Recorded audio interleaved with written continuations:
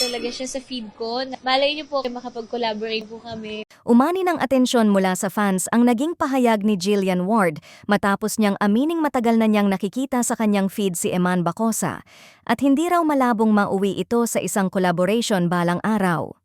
Ayon sa aktres, natural lang daw na mag-cruise ang landas ng mga artista sa social media, lalo na kung pareho silang aktibo at may kanya-kanyang audience.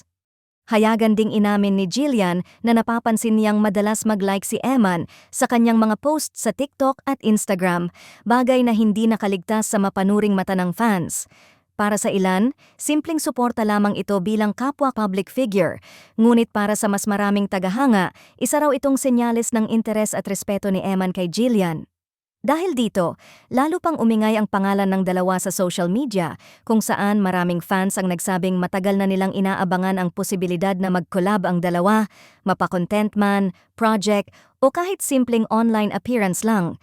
Ayon sa netizens, parehong may natural na charm at appeal sina Jillian at Eman, kaya't siguradong magiging patok ang anumang pagsasama nila. Dagdag pa ng mga fans, nakakatuwa raw na organiko ang interaction ng dalawa, walang pilit at nagsimula lang sa simpleng pag-like at mutual presence sa social media. Para sa kanila, mas authentic ito kumpara sa biglaang proyekto na walang build-up.